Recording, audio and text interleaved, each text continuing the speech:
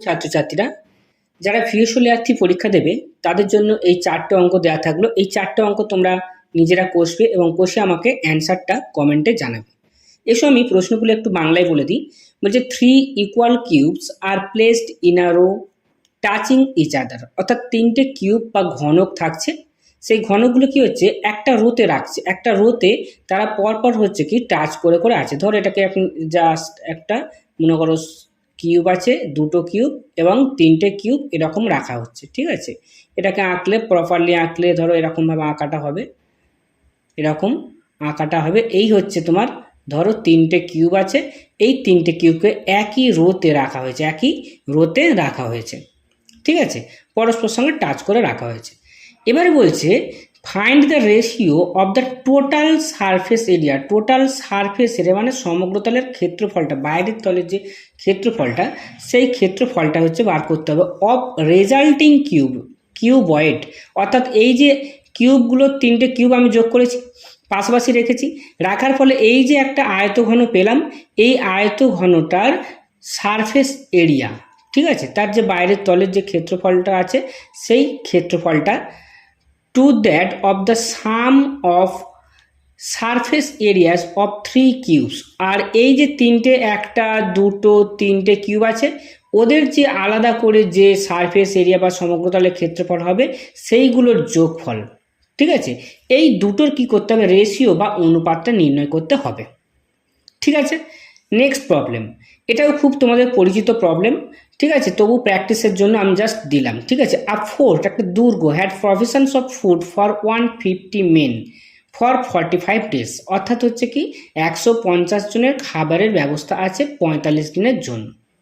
After 10 days, 10 দিন পরে কি হলো, 25 জন লোক চলে গেল, তাই তো। তারা কি করলো, ফোর্ট থেকে, দুর্গ থেকে তারা চলে গেল। The number of days for which remaining food, অর্থাৎ যে বাকি খাবারটা সেটা তো হচ্ছে কি বাকি কদিন আর চলবে সেটাই হচ্ছে তোমাদের নির্ণয় করতে হবে।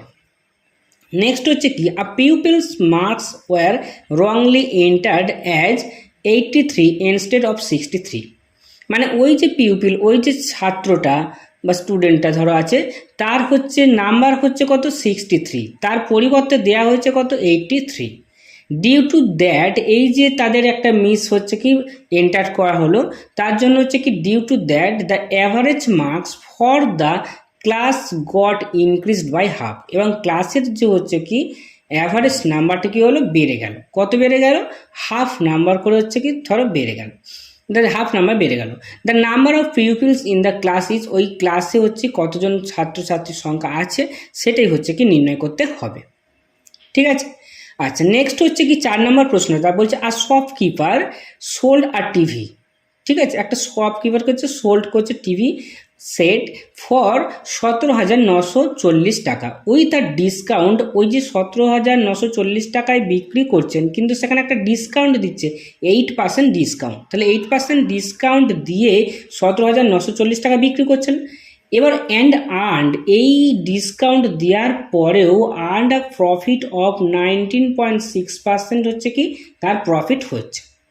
What would have been the percentage of profit earned if no discount was offered, অর্থাৎ যদি কোনো ডিসকাউন্ট না দেন তাহলে ওনার প্রফিটটা কত হবে সেটা নির্ণয় করতে হবে, ঠিক আছে।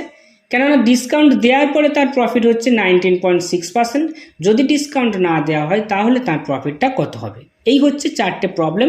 এই 4টে প্রবলেম তোমরা সলভ করবে, করে অ্যান্সারগুলো আমাকে কমেন্টে জানাবে। এছাড়া যদি প্রবলেমগুলো সলভ করতে কোনো অসুবিধা হয়, কোন প্রবলেমটা সলভ করতে অসুবিধা হচ্ছে সেটা আমাকে বলবে, তাহলে সেই প্রবলেমটার ভিডিও আমি তোমাদেরকে দেব, ঠিক আছে।